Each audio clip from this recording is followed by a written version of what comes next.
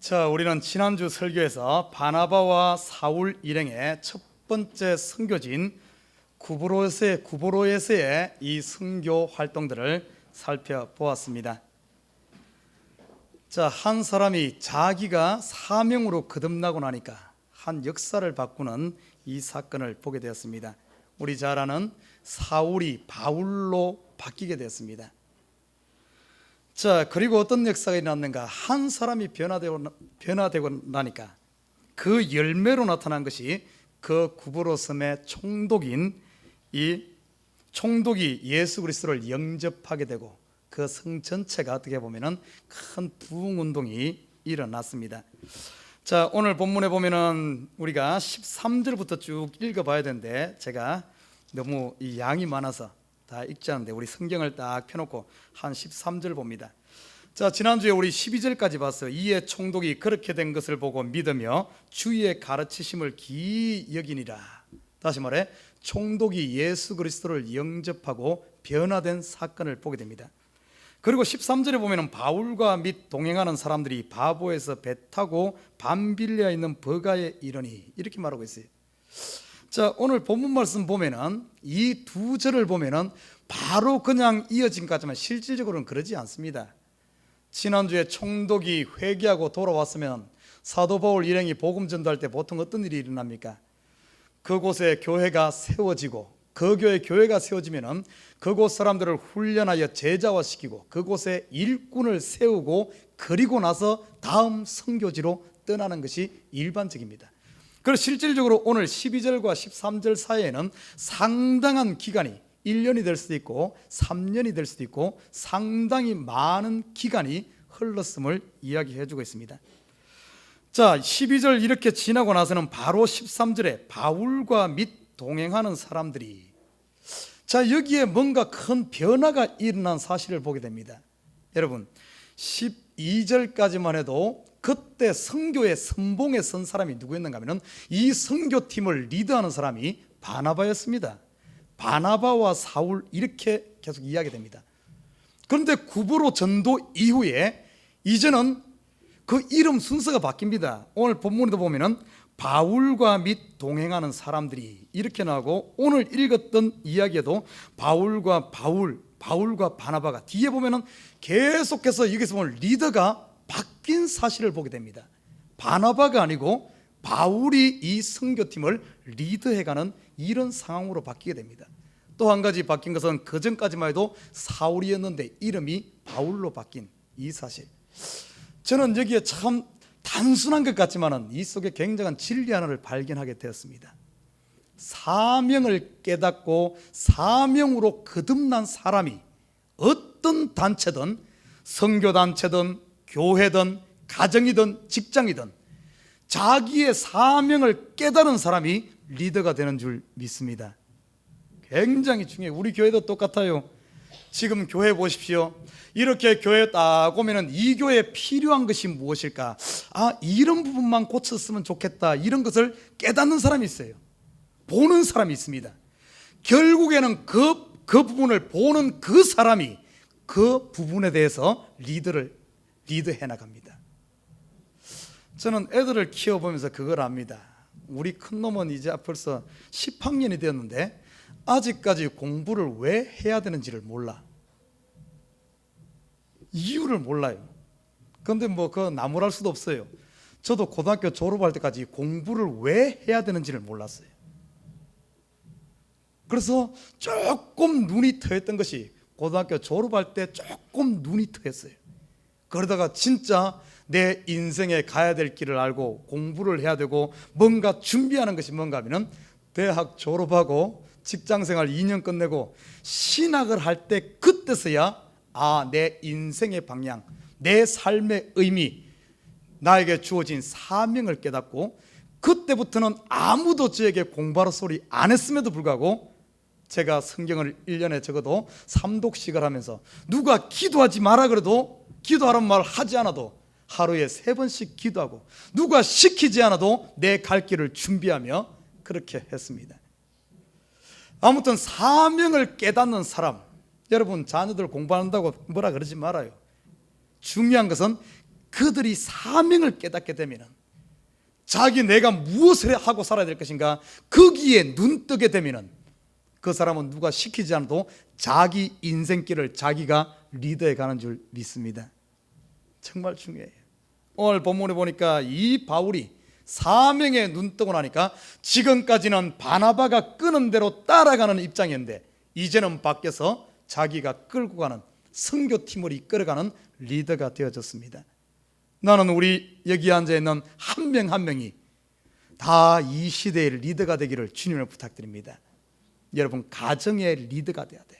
여러분이 가정의 리더가 돼야 돼.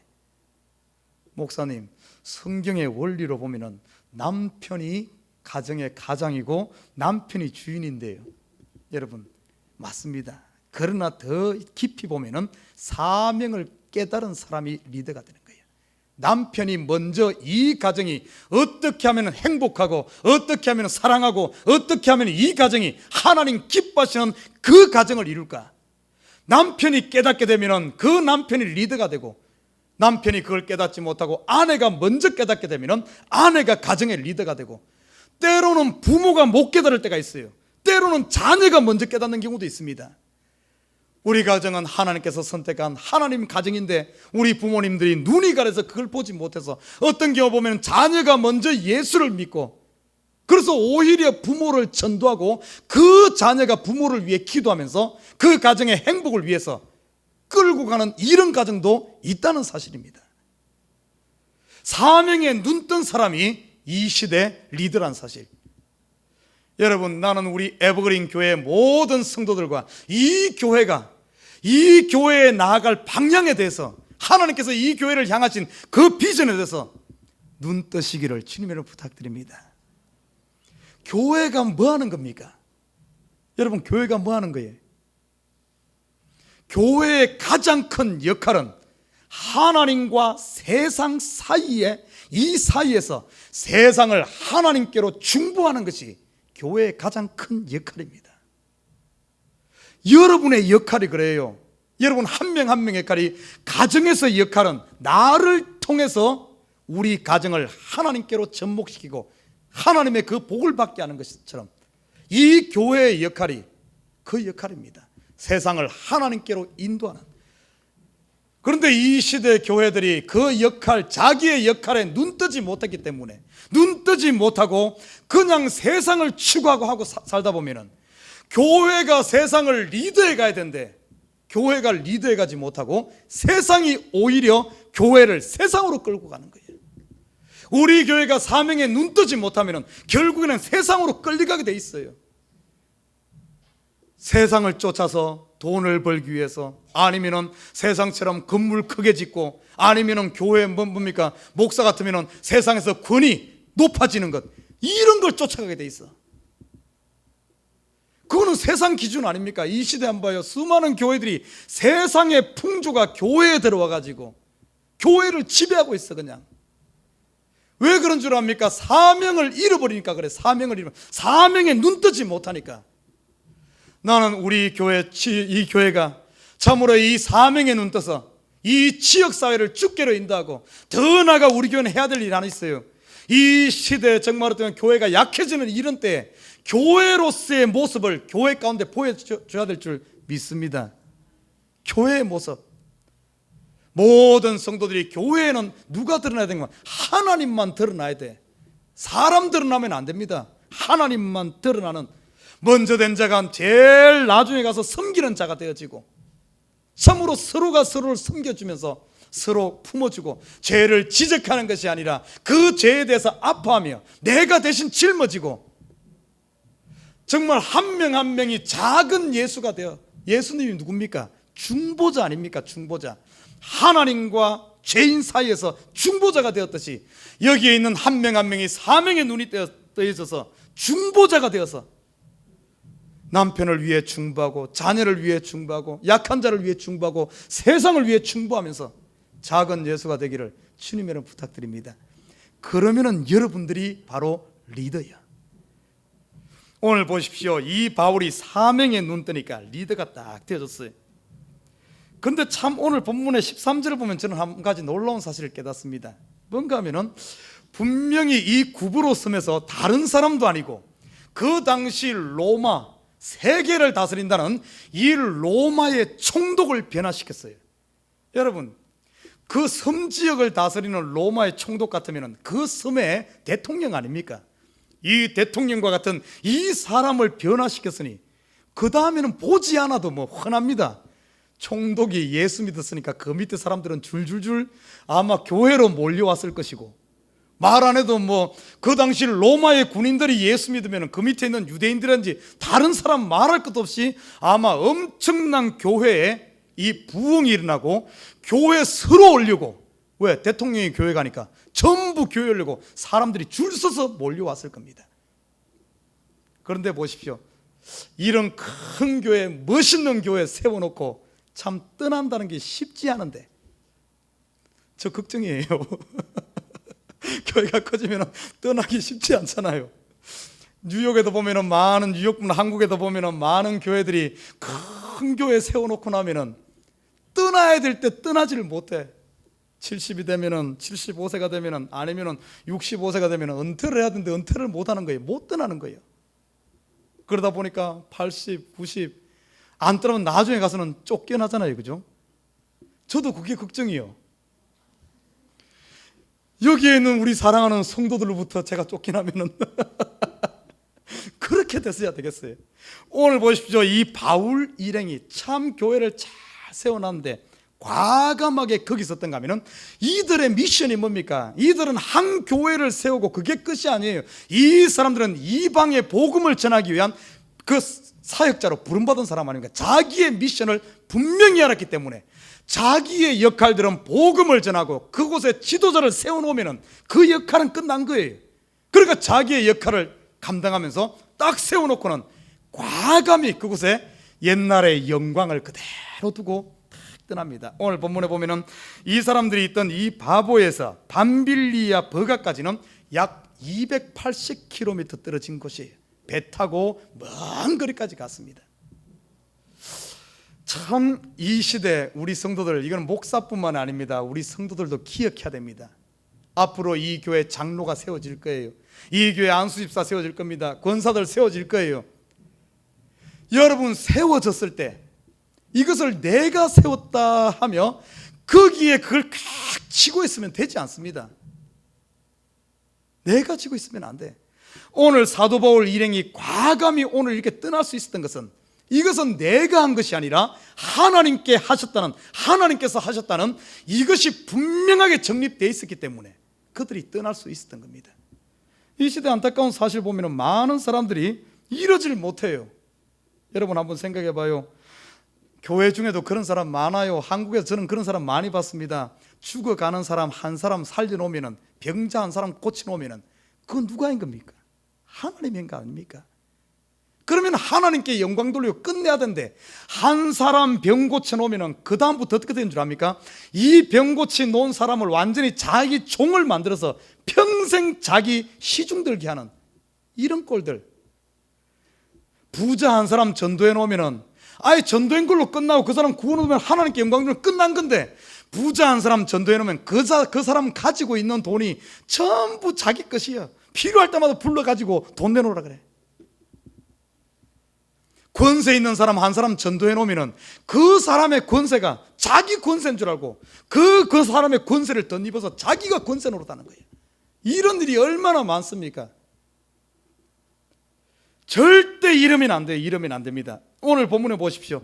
이들이 참으로 그 영광도 하나님께 돌려드리고, 나중에 보면은 그들이 실패도 합니다. 실패했더라도 그들이 마음 상하고 낙심하지 않고 먼지 털어버리고 항상 자기의 사명을 쫓아서 가는 이 모습. 사랑하는 우리 식구 여러분, 나는 우리 에버그린 식구들이 이렇게 성장하시기를 주님으로 부탁드립니다. 저도 그러고 교회를 함께 세우는 저와 여러분 그렇게 돼야 돼. 그래서 언제든지 새로운 사람 오면은 내가 이 자리 절대 못 내나, 이것이 아니라 그 사람의 탤런트가 이 일을 할 수 있는 사람 같으면 과감히 내 것을 포기하고 내가 제일 뒤에 가서 섬길 수 있는 이런 모습. 그래야만 새로운 사람들이 자기의 탤런트를 계속해서 개발하고 또 이렇게 활용할 수 있죠. 절대 못 내놓고 자기 자리 그러고 있으면 어떻게 교회가 되겠습니까? 이 사람들이 오늘 자기의 사명을 잃어버리고 이곳에서 만약에 총독과 더불어 왕노릇 했다 그래 보십시오. 아마 이 사람들 다 타락했을 거예요. 그러나 그러지 아니하고 과감히 과거의 영광 탁 놔두고, 그리고 나서 이들은 자기의 갈 길을 간 사실. 자, 그런데 어떤 일이 일어난 줄 압니까? 그들이 바보에서 배 타고 밤빌리아에 있는 버가에 이르니 요한은 저희에게서 떠나 예루살렘으로 돌아가고. 참 우리말에 그런 말이 있어요. 참 이 좋은 일에 꼭 마가 낀다고. 이 사람들 참 뿌리치기 힘든 일임에도 불구하고 그것을 뿌리치고 다시 새로운 선교지 버가란 지역에 이르는데 어떤 일이 일어나는가? 그곳에 또 시험이 일어났어요. 다른 사람도 아니고 자기 선교팀 내부에 이 요한은 누군가 하면은 바나바의 생질 조카입니다. 다른 이름으로 마가라 그러기도 한데, 이 사람이 시험이 들어서 선교팀에서 탈락합니다. 예루살렘에 돌아가. 성경에서는 이게 왜 이 사람이 돌아갔는가에 대한 구체적인 이유를 설명하지 않고 있어요. 그러나 제가 제 개인적으로 생각했을 때는 분명히 이 사람이 삐져서 돌아간 것 같아요. 삐져서. 바나바와 바울 따라가서 이제 뭡니까? 바보라는 그 지역 구브로에서 큰 목회하고 이제 이 사람들이 떠난다 그러니까 아마 마가 생각에는 그런 생각이 있을 거예요. 야, 교회 큰 교회 세워놓고 이 우리의 스승 바나바 선생님과 바울 선생님 떠나니까 분명히 이곳에 나를 담임 목사로 세울 것이다 생각했는데, 담임 목사 자리 주지 않냐고 그냥 데리고 새로 다시 개척지로 가보니까 아마 삐져서 가지 않았을까 그런 생각을 해봅니다. 아무튼 연유는 모르겠지만은 이런 시험이 있었어요. 외부에서 오는 시험은 이기기가 쉽습니다. 외부에서 시험이 오면 오히려 교인들이 하나로 뭉칩니다. 그러나 내부에서 이렇게 분열이 일어나고 이런 일이 일어나면 참 사람 낙심하게 돼요. 그럼에도 불구하고 보십시오. 이 요한이 예루살렘으로 떠났음에도 불구하고 14절에 보면 이렇게 말합니다. 저희는 버가로부터 지나 비시디아 안디옥에 이르러 안식일에 회당에 들어갔다 이렇게 말하고 있어요. 이들의 선교 여행은, 그들의 일정은 좋은 일이 있다 할지라도 그들의 발목을 잡지 못하고 시험이 있다 할지라도 거기에 매이지 않고 자기의 갈 길을 간 사실을 보게 됩니다. 저는 이 사실을 보면서 우리 성도들의 믿음의 걸음이 이래야 되지 않나 싶어요. 많은 사람들이 교회 나오다가 너무 잘 돼도 교회를 떠나, 너무 안 돼도 교회를 떠나, 이러면 안 됩니다. 우리의 믿음의 이 발걸음은 어떤 일이 있다 할지라도, 가정에 어려움이 있어도, 사업에 어려움이 있어도, 건강에 어려움이 있어도 그거와 상관없이 우리의 믿음의 행진은 계속되어져야 될 줄 믿습니다. 이렇게 되어져야 돼요. 우리의 갈 길, 천국을 향하여 가는 길. 그래서 비가 오고 눈이 온다 할지라도, 좀 뭔가 일이 있다 할지라도 우리가 주님 앞에 가는 길, 사명을 향해 가는 길, 이 발걸음이 막히면 안 돼요. 이 사도 바울 일행 보십시오. 앞으로 보면은 수많은 일들이 펼쳐집니다. 그러지만은 이들의 길을 가로막지 못했어요. 사명을 향한 그 길, 주님께서 주신 그 부름의 상을 향해 달려가는 그 길은 막지 못했다는 사실입니다. 사랑하는 우리 식구 여러분, 모든 것 다 잃는다 할지라도, 명예 잃고 건강 잃고 돈 잃고 다 잃는다 할지라도 여러분의 믿음의 경주는 멈추지 마시길 주님의 부탁드립니다. 오늘 보십시오. 이들이 딱 그 요한이 이제 떠나갔음에도 불구하고 이들이 안디옥, 비시디아 안디옥에 도착했습니다. 그곳에 가서 오늘 본문에 보면 어떤 일이 있는가 하면 이 바울이 설교를 하는 거예요. 회당에 들어가서 설교를 합니다. 오늘 16절 보면 이렇게 말합니다. 바울이 일어나 손짓하여 말하되 이스라엘 사람들과 및 하나님을 경외하는 사람들아 들으라. 여러분, 보통 보면 그 당시 이 회당에서 하나님의 말씀을 풀어주는 설교를 할 때는 앉아서 했습니다. 앉아서 하는 게 일반적인 관례였어요. 그런데 오늘 보니까 이 바울은 앉아 있을 수 없어 서서 그냥 한 것이 아니라 손짓을 하면서 오늘 이 설교를 한 걸 보니까 지금 바울 속에 얼마나 열정이 타오르는 것을 우리가 볼 수가 있어요.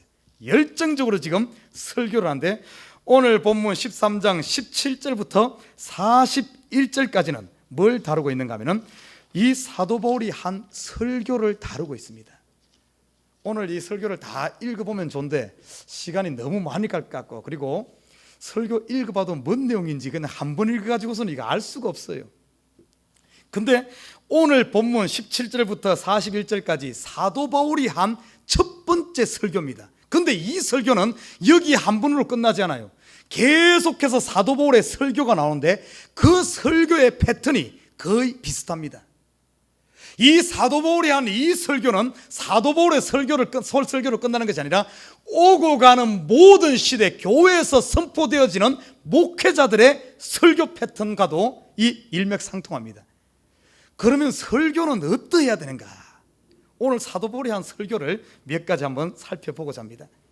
자, 첫 번째 뭔가 하면은 17절부터 21절까지는 뭘 다뤘는가 하면은 이스라엘의 역사를 다뤘어요. 아브라함부터 시작해서 다윗까지를 요약 정리를 딱 했습니다. 그런데 여기 아브라함의 이름은 등장하지 않아요. 그러나 우리 조상들로부터 이렇게 택하신 조상들 이야기하는 거 보니까 아브라함부터 시작되는 것 같습니다. 여기에 핵심은 뭔 줄 압니까? 크게 이 사도 바울의 설교는 세 부분으로 나눌 수 있는데, 첫 번째 17절부터 21절까지 이스라엘 역사를 요약한 핵심은 뭔가 하면 하나님이 하셨다는 겁니다. 하나님이 하셨다. 자, 그러면 하나님이 무엇을 하셨냐?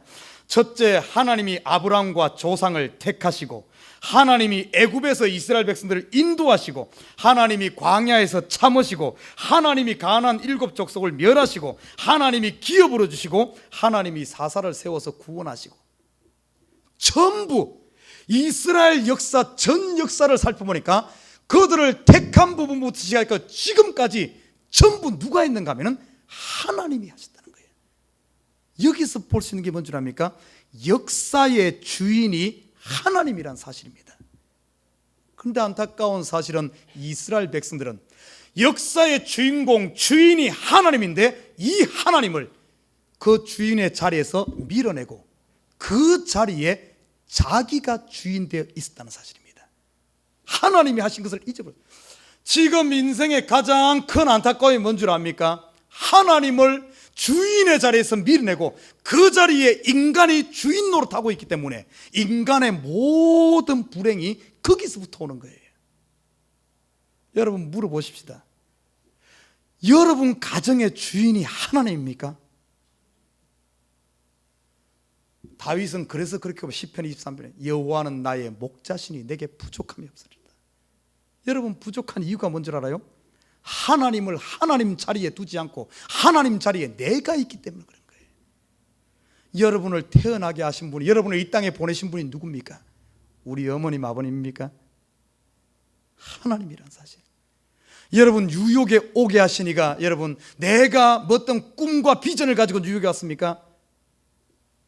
뒤를 보면 아니에요. 하나님이 여러분 뉴욕에 보낸 줄 믿습니다.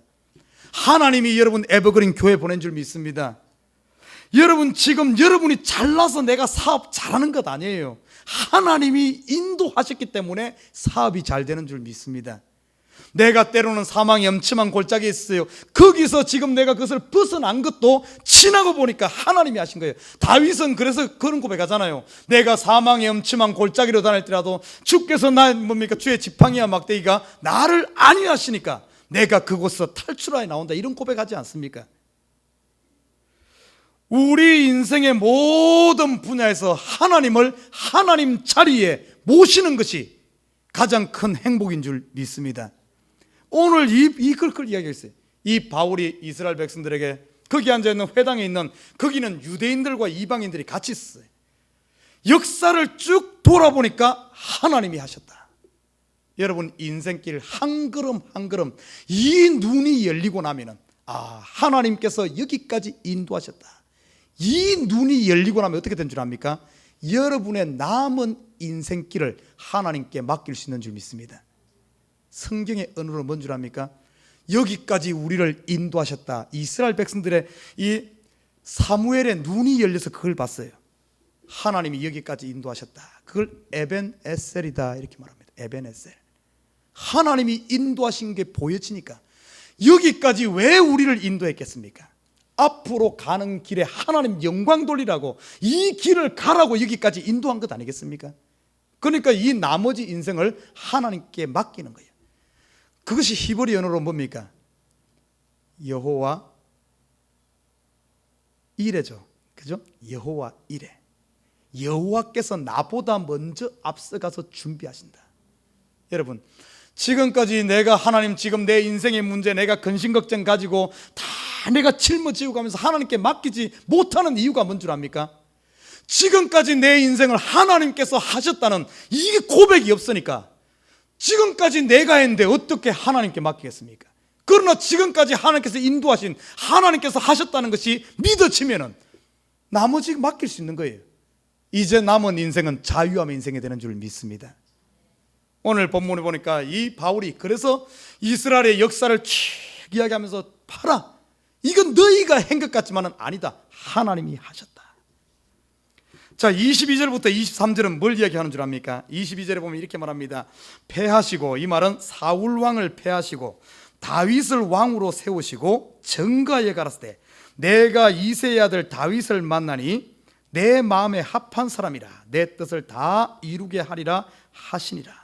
23절에 하나님이 약속하신 대로 이 사람의 씨에서 이스라엘을 위하여 구주를 세우셨으니 곧 예수라. 여기에 보면은 다윗이 등장합니다. 다윗. 왜 하나님께서 다윗을 오늘 마음에 합한 자다 이렇게 이야기했을까요? 그리고 다윗을 기뻐했을까요? 여러분, 다른 이유가 아닙니다. 여기서 우리가 착각하면 안 돼요. 다윗이 주인공이 아닙니다. 다윗 영웅 만들려고 여기 다윗 등장, 역사 가운데, 이스라엘 역사 가운데 다윗이 등장해서 이스라엘의 큰 나라를 이루고 멋진 통치를 함으로 말미암아 이스라엘 역사 가운데 가장 번영을 누렸던 다윗 이 시대, 다윗 영웅 만들려고 하나님께서 이 다윗을 택하고 이렇게 왕으로 삼고 그 자손 대대를 왕대가 이어지게 한 게 아니란 사실입니다. 그러면 왜 하나님께서 다윗을 택했을까요? 다윗을 택해서 왕으로 세웠을까요? 오늘 본문에 보면 그 이유가 나옵니다. 두 가지 이유예요. 첫 번째는 뭔가 하면 하나님이 다윗을 통해 약속을 하기 위해서, 언약을 세우기 위해서 다윗을 왕으로 세우고, 두 번째는 뭔가 하면 그 약속을 성취하기 위해서. 여러분, 다윗을 바라볼 때 이 언약과 약속과 성취를 보지 못한다면 다윗은 아무 성경에서 의미 없는 인물이에요. 무엇을 약속했습니까? 다윗에게 약속한 게 뭐예요? 네 자손 대대 왕대가 이어질 것이다. 왕이 있을 것이다. 그 영원히 이어지는 왕, 이 왕이 누굽니까? 바로 예수 그리스도의 예수 그리스도.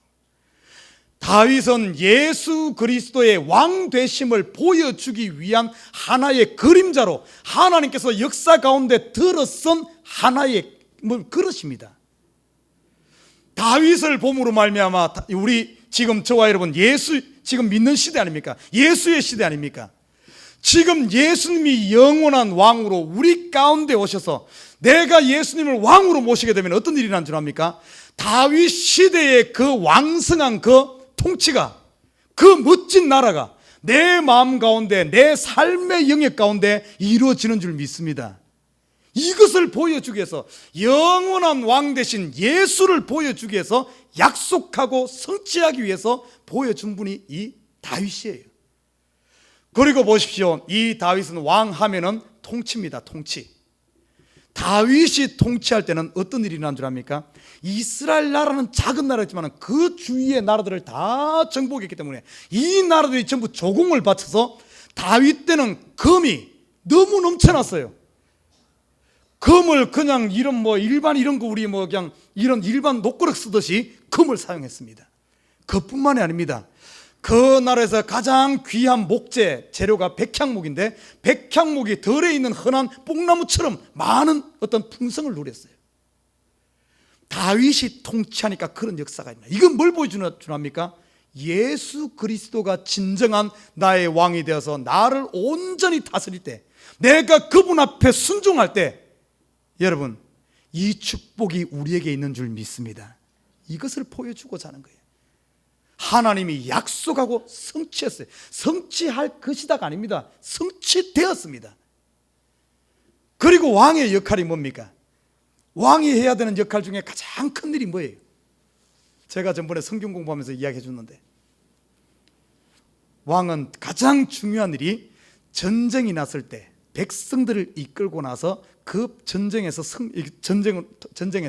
백성들을 구원하는 일이 왕의 가장 큰 역할입니다. 그 당시에.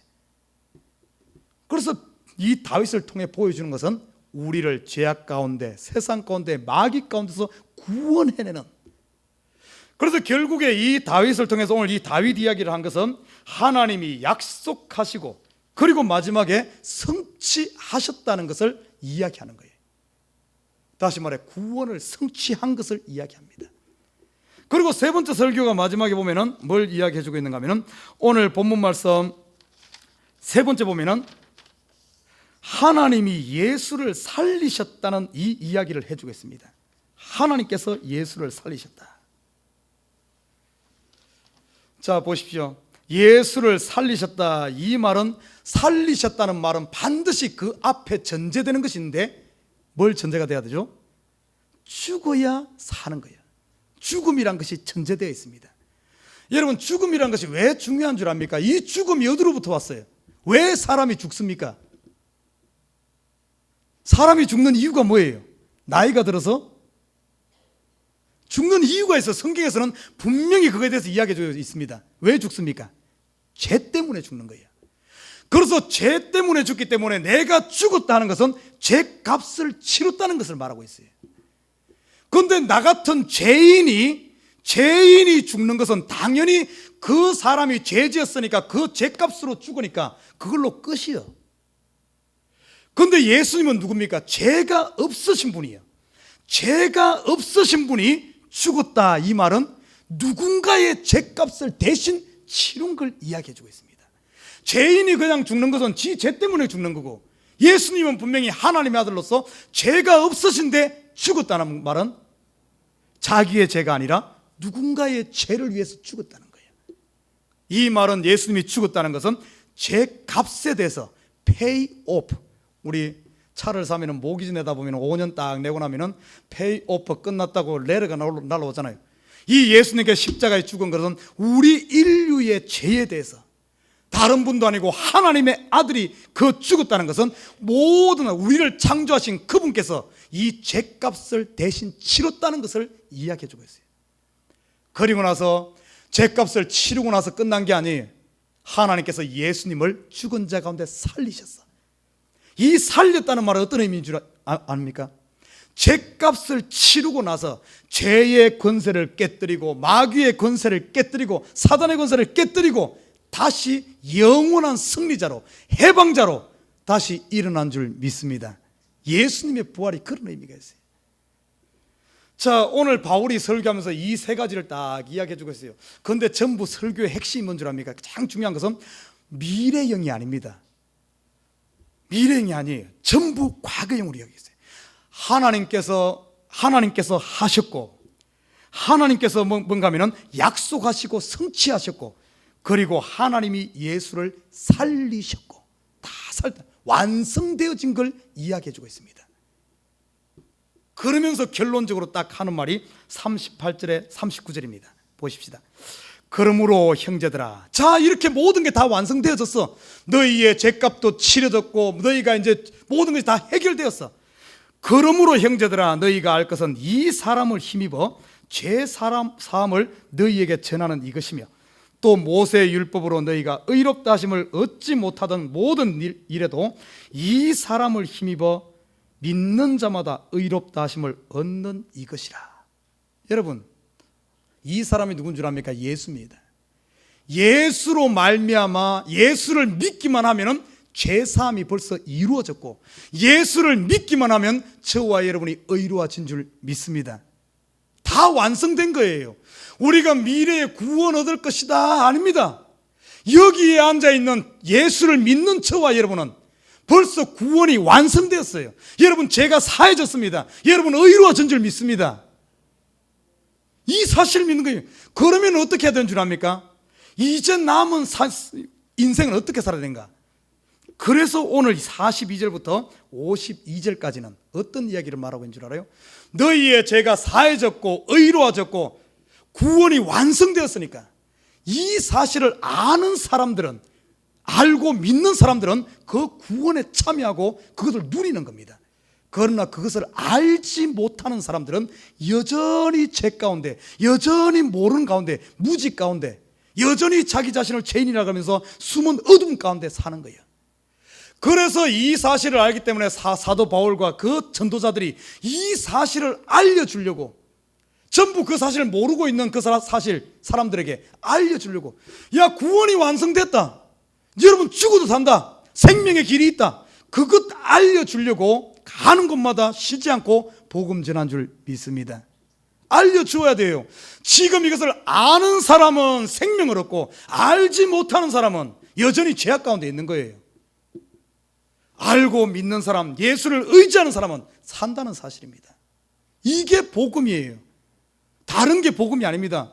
여러분, 열심히 살면 부자 됩니다. 열심히 살면 천국 갑니다. 죄 안 지으면 천국 갑니다.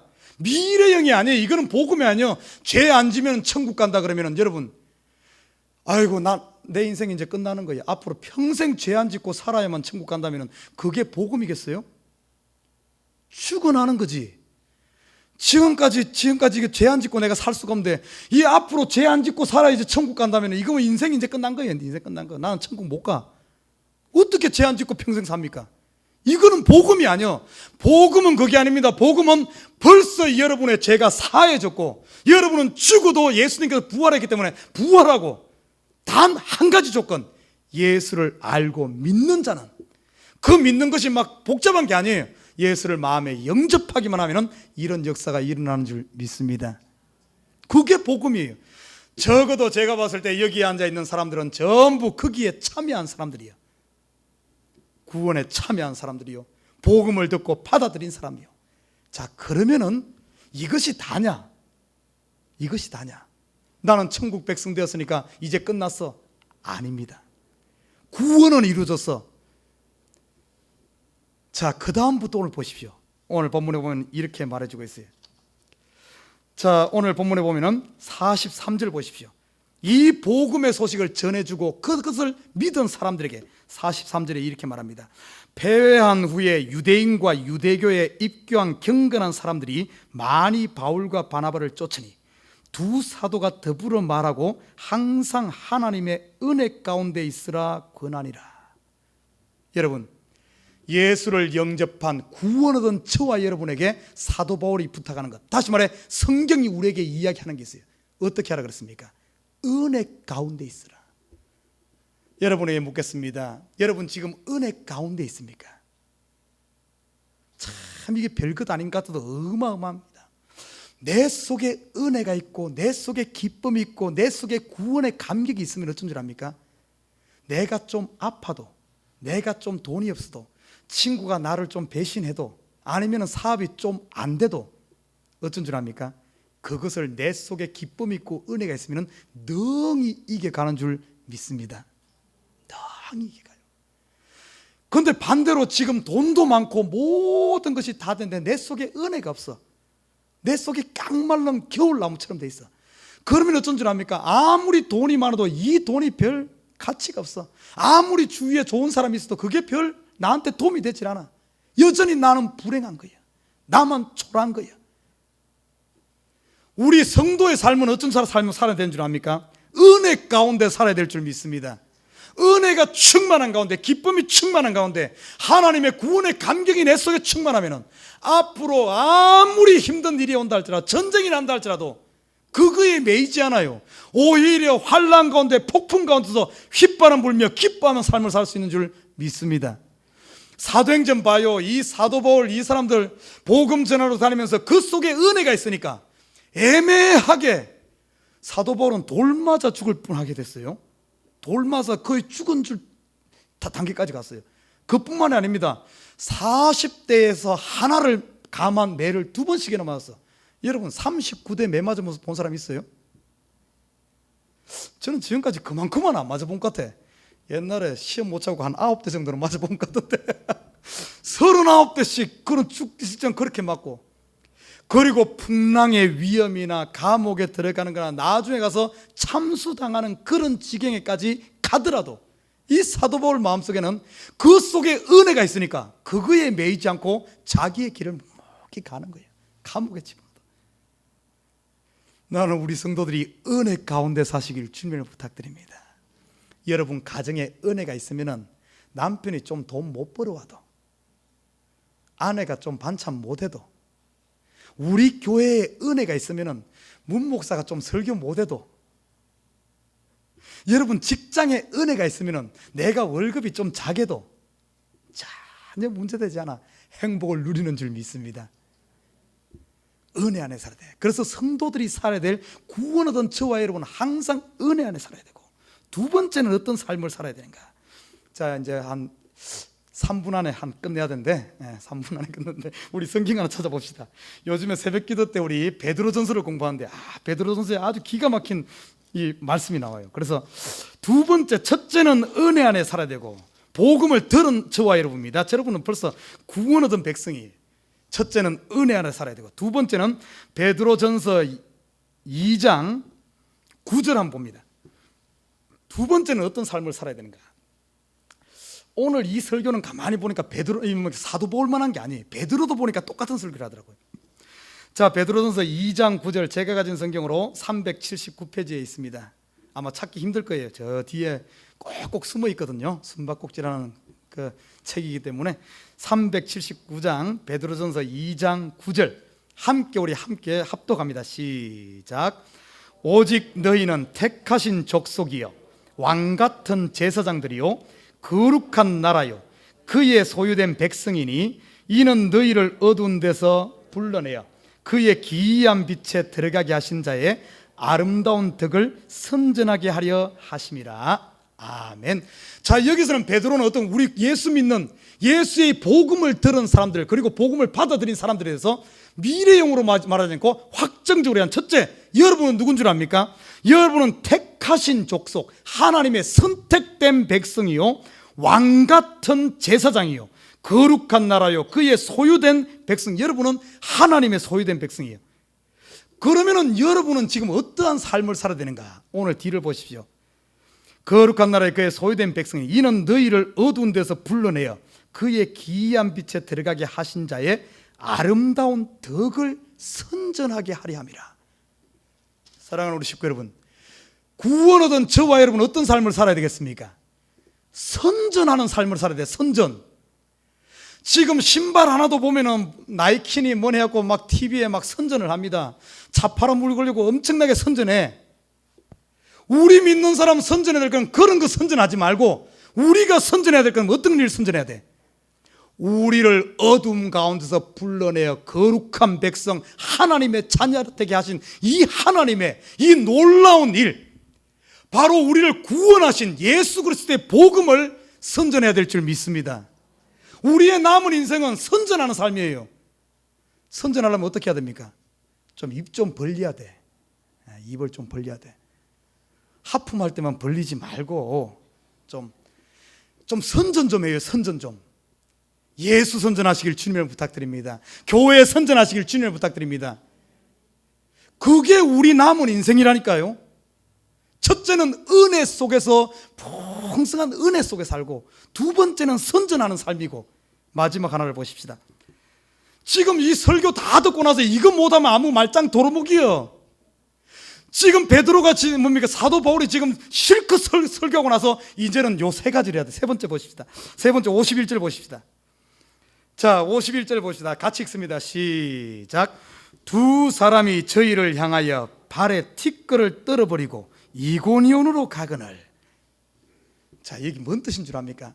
이들이 지금 복음을 전하니까 그들이 그 말씀을 듣고 깨달은 자들이 죽게 돌아와서 그들이 은혜 가운데 살고 그들이 선전하며 살고 엄청난 기쁨이 도래하니까 어떤 일이 일어난 줄 압니까? 꼭 기억하십시오. 이런 은혜가 있고 기쁨이 있고 부흥이 있고 즐거움이 있는 곳에는 반드시 또 다른 세력이 방해한다는 사실. 사단이 방해해요. 오늘 아니나 다를까 이 안디옥에서 엄청난 부흥운동이 일어나니까 그곳에 있는 유대인들이 거기에 있는 귀부인들과 권력 있는 사람들을 샤바샤바 해가지고 이렇게 해가지고 어떻게 한 줄 압니까? 사도 바울과 이 사람들을, 복음 전하는 사람들을 대적하게 합니다. 대적하게 해서 쫓아내게 하는 거예요. 참 뭔가 되려 그러면은 또 이렇게 되지. 이게 우리의 삶 아니에요. 뭔가 좀 되려 그러면은 이런, 어떻게 그러면은 이런 일들이 우리 가운데도 일어납니다. 오늘 여기에 일어났지 우리 가운데 일어나. 그러면 어떻게 할 거예요? 대적한다고 해서 같이 머리 맞대고 너 죽고 나 죽자 머리 끈대고 지고 싸울 겁니까? 여러분, 저도 한번 얼마 전에 세상 사람들이 어떤 꾀를 내가지고 저를 그렇게 해. 저도 그래서 하나님 앞에 막 기도하면서 내 나름대로는 최고의 꾀를 내가지고, 이야 이거면은 분명히 먹게 될 것이다, 너무 확신이 와서 가서 딱 한 수 딱 떴어요. 한 수 딱 떴어. 그럼 먹게 들었을 것 같습니까? 먹게 들지 않았을 것 같습니까? 세상 꾀를 가지고 딱 한 수 떴더면 결과가 딱 나타나는데, 나는 최고의 수를 떴는데 보니까 그 사람은 나보다 3수에서 4수 정도 앞서가. 야, 여러분, 우리 믿는 사람들이 세상 방법을 가지고 세상을 이기려고 하면 이길 수 있을 것 같아요? 천만의 말씀입니다. 세상은 우리보다 3수, 4수, 4걸음 앞서갑니다. 바둑 들 때 우리 수, 한 수, 두 수 하잖아요. 오늘 본문 말씀에서 이 사람들이 거기서 방해한다고 같이 부딪혀 싸웠다면 아마 이 사람들 100전백패했을 겁니다. 그런데 오늘 어떻게 했습니까? 두 사람이 저희를 향하여 발에 티끌을 떨어버리고 이고니온으로 가니라. 여기에 보면 기가 막힌 수 하나가 나옵니다. 이런 수를 가지고 신의 수다 이렇게 표현합니다. 신의 수. 여러분, 신의 수라는 영화 봤어요? 바둑 이야기를 이렇게 하는데 신의 수, 마지막 한 수, 신의 수, 결정짓는 신의 수. 우리 믿는 사람들에게는 신의 수가 있어요. 성경에 보면은 그걸 가르쳐주고 있습니다. 그러나 사람들이 하나님께서 가르치는 이 신의 수를 뜨는 것이 아니라 이 미련한 저처럼 인간의 수를 가지고 하니까 따라갈 수가 없어. 3수, 4수 뒤지는 거예요. 오늘 신의 수가 무엇인가 한번 보십시오. 그들이 핍박한다고 해서 같이 싸운 게 아닙니다. 어떻게 했어요? 그들에게서 발에 먼지를 떨어버리고 그냥 자기들의 길을 가는 거예요. 자기들의 길을. 이것을 가장 구체적으로 보여준 곳이 마태복음 5장입니다. 예수님께서 우리에게 뭐라 그랬어요? 우리 산상수훈이란 그 내용 알죠? 거기에 보면은 신의 수가 나옵니다. 세상이 너희를 오리를 가고자 너를 태고 막 억지로 태고 가거든. 신의 수가 뭡니까?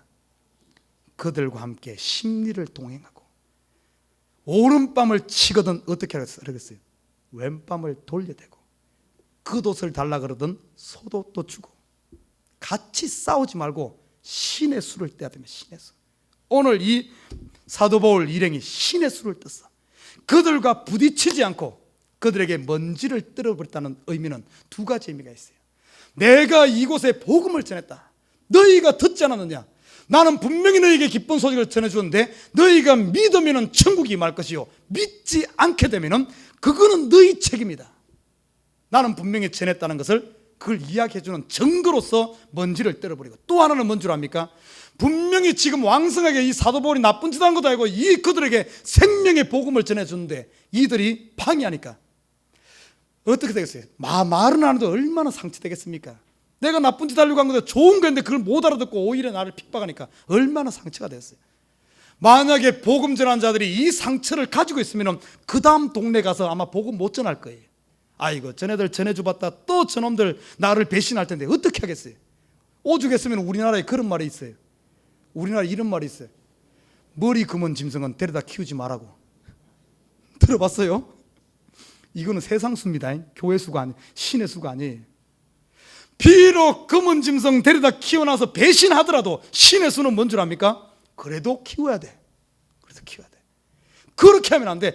그래서 오늘 보십시오. 이 사람들이 발에 먼지를 떨어버렸어. 그 상처를 가지고 가서는 그 다음에 못하니까 탁 틀어버리고 새로운 마음으로 여전히 자기의 길을 가는 거예요. 이곳에 복음을 전했으니까 어디로? 이고니온으로 가는 거예요.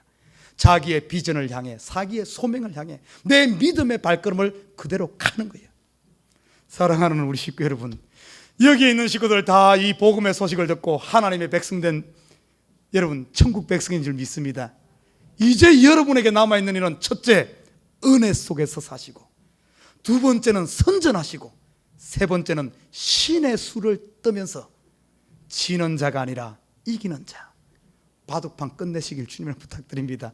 그러면 싸울 일도 없고 다툴 일도 없고 낙심할 일도 없고 우리는 우리의 항해를 가는 거야. 천국을 향해. 나는 우리 성도들이 이런 이 시대의 성도의 삶을 사는 이런 식구들 되기를 주님의 이름 부탁드립니다.